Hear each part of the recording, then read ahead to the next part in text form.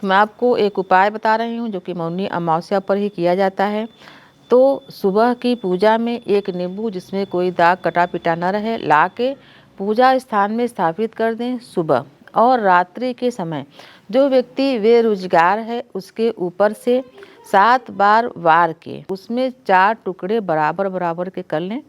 और उसके बाद उस नींबू के टुकड़ों को, चारों टुकड़ों को चौराहे में चारों तरफ एक एक करके फेंक दें।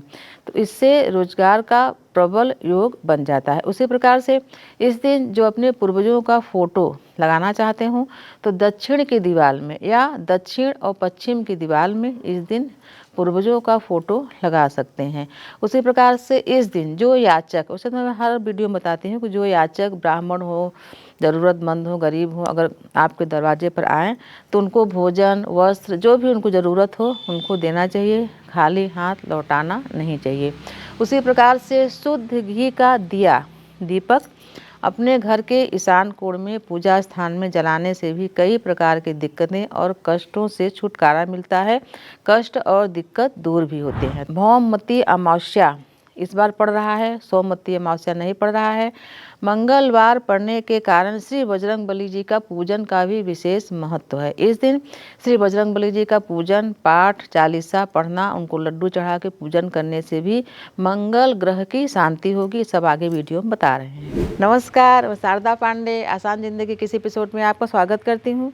आज मैं आपको बताऊंगी मौनी अमावस्या व्रत पूजन के बारे में। इसके पहले आसान जिंदगी में मौनी अमावस्या का पूजन करके दिखाई हूँ, कहानियाँ डाली हूँ, विधि विधान डाले हूँ, तो आप उस वीडियो को ज़रूर देखें। जो महिलाएं, जो बेटियां पहली बार मौनी अमावस्या का व्रत करना चाहेंगी तो वो वीडियो को देखेंगी तो उनको पता लगेगा कि पहली बार कैसे धान और पान से फेरी लगाई जाती है। और जो महिलाएं, जो स्त्रियां, जो माताएं बहनें उद्यापन करना चाहेंगी तो ये भी जानना चाहिए कि अंत में, यानी जब उद्यापन किया जाता है तो उस साल कैसे नमक का फेरा या नहीं नमक का छोटा छोटा ढेला लेकर कैसे फेरा लगाया जाता है। ज़रूरी नहीं कि 108 बार ही फेरा लगाएं, आप उसका 54 या 27 ऐसे कुछ भी और 12 और 8 भी फेरा लगा सकती हैं। जो विधि विधान से पूजा करना चाहते हैं, जो स्वस्थ हैं, जहाँ की पीपल में अच्छे से फेरा लगाने की जगह है, वो 108 बार का विधि भी कर सकते हैं। लेकिन जो सयाने हो गए हैं, बूढ़े हो गए हैं, उनके पाँव में दर्द होता है, चल नहीं पाते, तो वो पूजन भी करके पुण्य प्राप्त कर सकते हैं। तो सबसे पहले मौनी अमावस्या इस बार 1 फरवरी 2022 दिन मंगलवार को श्रवण नक्षत्र में पड़ रहा है। तो जो भी महिलाएं, जो भी बेटियां, बहुएं व्रत करना चाहें, यानी व्रत शुरू करना चाहें तो कर सकती हैं। और 2 फरवरी को इसका पारण है। ऐसे मैं कई व्रतों में, कई पूजा में बताई हूँ, उसे वट सावित्री में भी बताती हूँ कि अगर किसी के पास सभी पूजा की सामग्री उपलब्ध नहीं है तो जहाँ पर पूजा हुआ रहता है, यानी जैसे पूजा करके महिलाएं चली गई हैं या महिलाएं पूजा कर रही हैं, तो वहाँ बैठ कर भी पूजा देखने से और पूजा किया हुआ पीपल का दर्शन भी करने से वही पुण्य मिलता है जो भक्तजन व्रत, दान, हवन से प्राप्त करते हैं। तो मैं आपको बता रही हूँ मौनी अमावस्या के बारे में। मौनी अमावस्या, और मैं उसे भी बताती हूँ कि सभी अमावस्या पर, और एक हमारा वीडियो भी है कि नहाने के तुरंत बाद क्या नहीं करना चाहिए, उसमें बताई हूँ कि बाकी दिनों मौन होकर स्नान नहीं करना चाहिए, भगवान का मतलब कुछ न कुछ जाप करते रहना चाहिए। लेकिन अमावस्या जो साल में जो 12 अमावस्या पड़ती हूँ, सभी में बोलती हूँ कि उस दिन मौन होकर स्नान करने से पितर प्रसन्न होते हैं। यह अमावस्या, इसका नाम ही है मौनी अमावस्या। तो इस दिन नियम तो यही है कि सुबह सूर्य उदय से पहले उठने के बाद बिस्तर पर ही व्रत का संकल्प लिया जाता है, यानी कि हम आज उठेंगे, उठने के बाद हम व्रत अभी से हमारा शुरू हो गया है, व्रत का संकल्प हो जाता है। तो व्रत के संकल्प में यानी मन ही मन ये संकल्प लिया था कि हम व्रत कर रहे हैं। या बहुत सारे लोग तो जैसे कि पूजा वगैरह करने के बाद मीठा भोजन खा भी लेते हैं या फल खा लेते हैं। तो संकल्प ये लेना है कि हम पूरे 24 घंटा, यानी कि सूर्य उदय से सूर्यास्त, फिर पूरी रात्रि और अगले दिन सूर्य उदय तक, जब तक पारण और दान न कर लें तब तक मौन व्रत करेंगे।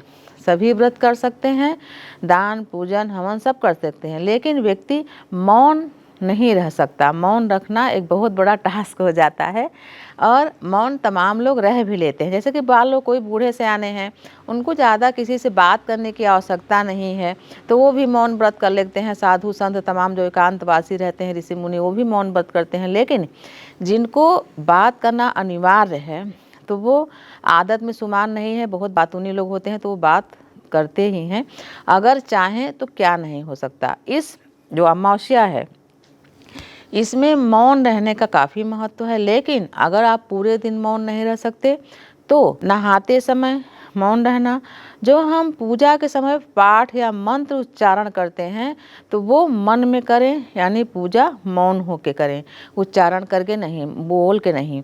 और दान जब करें तब भी मौन होके, यानी घर के सभी लोग तो मौन नहीं रहते। मान लो जैसे दान करना है तो आप वहाँ किसी के अपने घर वालों के साथ जाइए, दान करके आ जाइए। घर में कोई आए तो बिना बोले ही दान करें। और कभी भी, ये तो मौनी अमावस्या का अमावस्या को बता रही हूँ, कभी भी जब आप दान करें किसी को भी, किसी ज़रूरतमंद को या ब्राह्मण को या किसी भी पर्व विशेष में, या कभी कभी किसी किसी की मान्यता पूरी होती है तो सोना चांदी या कुछ भी जैसे दान करते हैं, तो उस दान को बहुत ही अति उत्साहित होके कि हम बहुत दानियाँ हैं, किसी को बताना नहीं चाहिए।